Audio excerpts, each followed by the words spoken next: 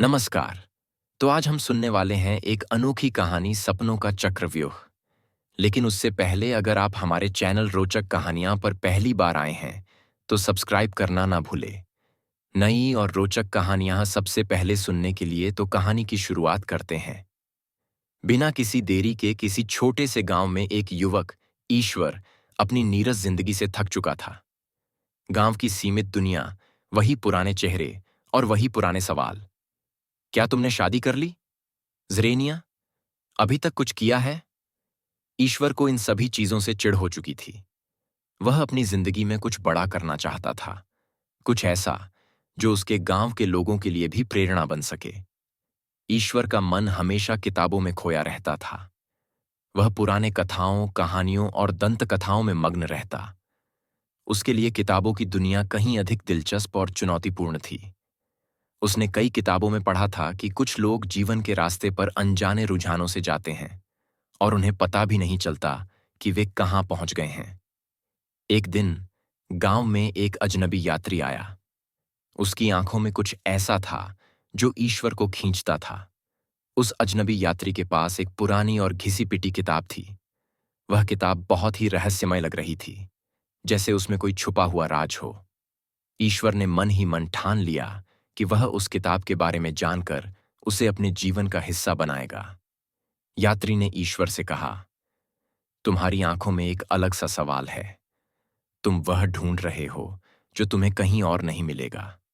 मैं तुम्हारे सवाल का उत्तर नहीं दे सकता, लेकिन अगर तुम इस किताब को समझ सको तो तुम्हारे सारे सवाल खुद ही खत्म हो जाएंगे।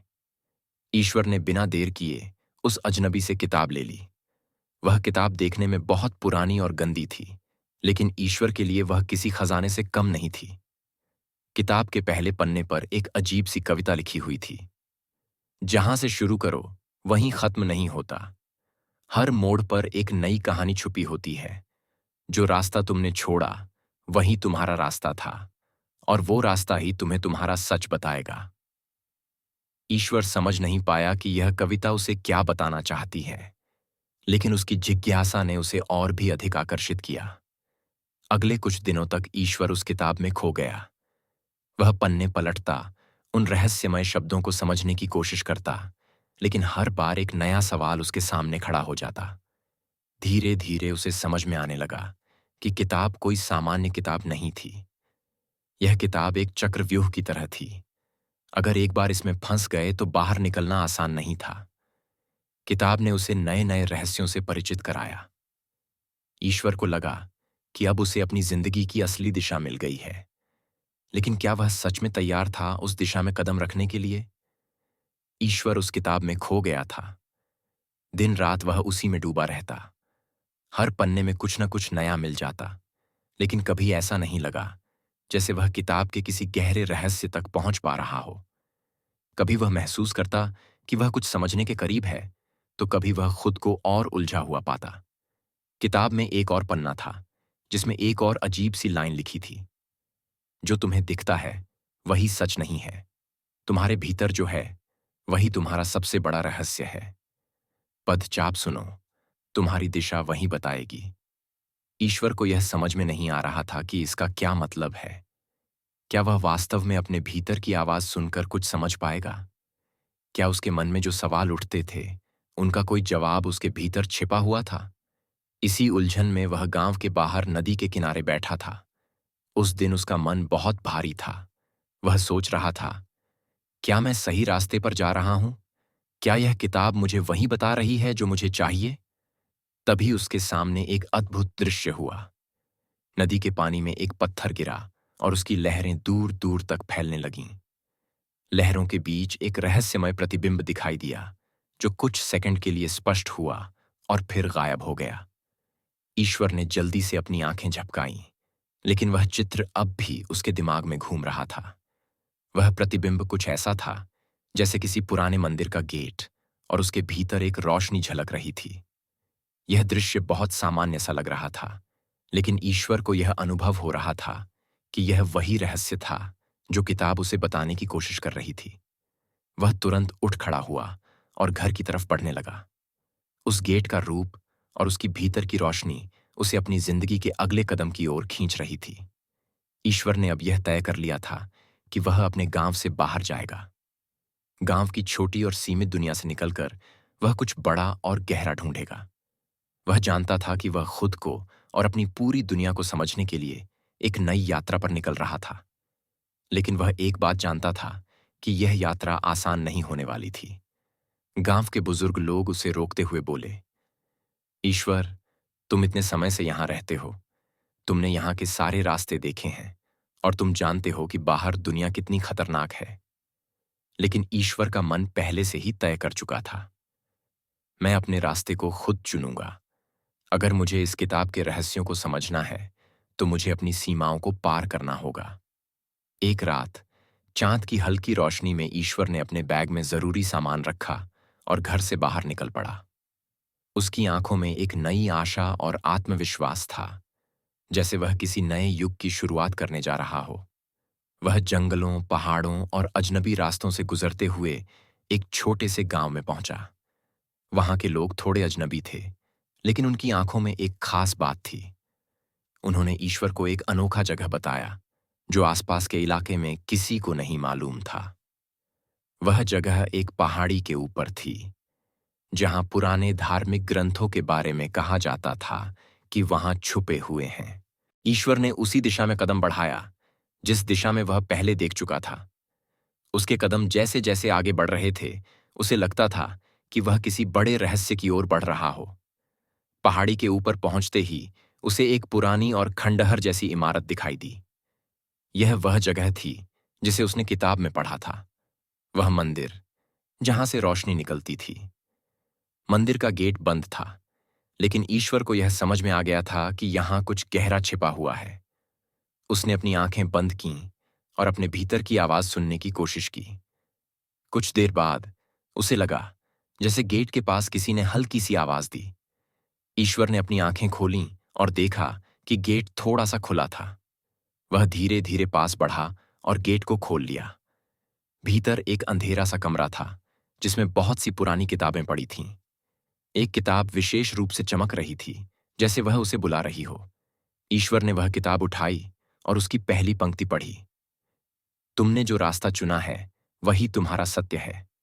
अब तुम्हें अपनी जिंदगी के चक्रव्यूह को समझना होगा। जो तुम खोज रहे हो वह कहीं बाहर नहीं, बल्कि तुम्हारे भीतर है। ईश्वर ने किताब को हाथ में पकड़ा और धीरे धीरे उसकी पन्नों को पलटना शुरू किया। किताब का हर पन्ना जैसे उसके दिल की गहराइयों को छू रहा था। यह किताब अब उसे सिर्फ एक रहस्य नहीं, बल्कि अपने अस्तित्व की खोज के रूप में नजर आ रही थी। किताब की पंक्तियां उसे अपने जीवन के हर पहलू को नए दृष्टिकोण से देखने के लिए प्रेरित कर रही थीं। जो तुम खोज रहे हो वह बाहर नहीं है, किताब में लिखा था, वह तुम्हारे भीतर है। यह वाक्य ईश्वर के दिल में गहरे तक समा गया। वह समझ नहीं पाया कि इसका क्या मतलब है। वह तो सोचता था कि उसे किसी गहरी जगह, किसी पुराने मंदिर या किसी अन्य दुनिया से मिलकर अपने सवालों का जवाब मिलेगा। लेकिन क्या वह सचमुच अपने भीतर देख रहा था? ईश्वर ने धीरे धीरे मंदिर के भीतर की तरफ कदम बढ़ाए। इस बार उसका ध्यान अपने आसपास की चीजों पर नहीं था, बल्कि वह पूरी तरह से अपनी आंतरिक यात्रा पर ध्यान केंद्रित कर चुका था। वह जानता था कि बाहरी दुनिया में जितनी चुनौतियां हैं, उनसे कहीं अधिक कठिन चुनौती उसकी अपनी सोच और मानसिकता की है। वह कमरे के भीतर पहुंचा और देखा कि वहां एक बड़ी सी दीवार पर एक चित्र उकेरा हुआ था। चित्र में एक व्यक्ति को दिखाया गया था जो एक अंधेरे रास्ते से गुजर रहा था और उसके पीछे एक चक्रव्यूह बना हुआ था। चक्रव्यूह के भीतर कई रास्ते थे, लेकिन किसी भी रास्ते से बाहर निकलना आसान नहीं था। उस चित्र में उस व्यक्ति की आंखों में एक विशेष चमक थी, जैसे वह अपने मार्ग को ढूंढने की कोशिश कर रहा हो। ईश्वर को समझ में आ गया कि यह चित्र उसकी ही कहानी थी। वह भी अपनी जिंदगी के चक्रव्यूह में फंसा हुआ था, लेकिन अब वह रास्ता ढूंढ चुका था। उसने अपने भीतर के सच को पहचान लिया था और अब उसे केवल बाहर की दुनिया से सामना करना था। ईश्वर ने मंदिर के भीतर का अध्ययन किया और पाया कि किताबें केवल बाहरी ज्ञान नहीं दे रही थीं, बल्कि वे उसके भीतर के सत्य को बाहर लाने का एक जरिया थीं। एक एक किताब ने उसे अपने आत्मविश्वास को बढ़ाने और अपनी मानसिक सीमाओं को पार करने की प्रेरणा दी। उसने महसूस किया कि जो सवाल उसे हमेशा परेशान करते थे, वे वास्तव में उसके भीतर के डर और असुरक्षा से जुड़े थे। अब उसे समझ में आया कि असली यात्रा बाहरी दुनिया की नहीं, बल्कि अपनी आंतरिक दुनिया की थी।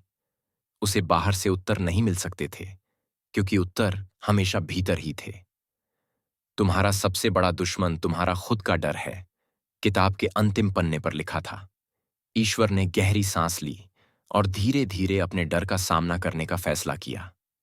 वह जानता था कि इस यात्रा का असली मकसद सिर्फ बाहरी दुनिया को समझना नहीं था, बल्कि अपने भीतर के डर और संकोच को पार करके अपने असली आत्म से मिलना था। अब ईश्वर की दृष्टि साफ हो चुकी थी। उसने सोचा, मैंने जो कुछ भी पढ़ा और अनुभव किया, वह मुझे केवल एक दिशा दिखाने के लिए था। असली यात्रा अभी शुरू होनी है। अब मुझे बाहर की दुनिया में अपने सत्य को प्रकट करना होगा। वह मंदिर से बाहर निकला और ठान लिया कि वह वापस अपने गांव जाएगा। लेकिन अब वह पहले जैसा नहीं था। उसकी सोच बदल चुकी थी। उसने महसूस किया कि उसकी सबसे बड़ी शक्ति उसकी आंतरिक शांति और आत्मविश्वास में है। वह अब किसी बाहरी स्थान या किसी बड़े नाम से प्रेरित नहीं था। उसकी प्रेरणा अब उसकी अपनी अंतरात्मा से आ रही थी। गांव लौटते हुए ईश्वर ने महसूस किया कि उसका पूरा दृष्टिकोण बदल चुका था। वह अपने गांव में अब एक अलग उद्देश्य के साथ लौट रहा था, न केवल अपने लिए, बल्कि उन सभी लोगों के लिए भी जो अपने जीवन के चक्रव्यूह में फंसे हुए थे। गांव लौटने पर ईश्वर ने धीरे धीरे लोगों से मिलना शुरू किया। उसने देखा कि हर किसी के जीवन में अपनी अपनी उलझनें और परेशानियां थीं। लोग उसे एक ऐसे व्यक्ति के रूप में देखने लगे थे जिसने कुछ नया सीखा है। ईश्वर ने उन्हें बताया, हम सबके भीतर एक शक्ति है जो हमें हर कठिनाई से बाहर निकाल सकती है। हमें बस खुद को जानने और समझने की जरूरत है। जब हम अपने भीतर के डर और संकोच को छोड़ देंगे, तो हम अपने जीवन के असली उद्देश्य को पहचान पाएंगे। धीरे धीरे ईश्वर ने अपने गांव में एक बदलाव देखा। लोग अपने जीवन को नए दृष्टिकोण से देख रहे थे। हर व्यक्ति ने अपनी यात्रा शुरू की और अब वे भी अपने चक्रव्यूह से बाहर निकलने की कोशिश कर रहे थे। ईश्वर ने महसूस किया कि उसकी यात्रा का असली उद्देश्य अब पूरा हुआ था। उसने अपने गांव को वह ज्ञान दिया था जो उसे मिला था, और सबसे बड़ी बात यह थी कि उसने खुद को जानकर अपने भीतर की शक्ति को पहचाना था, जो उसकी सबसे बड़ी शक्ति बन गई थी। धन्यवाद। अगर आपको यह कहानी जरा सी भी पसंद आई तो वीडियो को लाइक कीजिए और चैनल सब्सक्राइब करें नई कहानियों के लिए।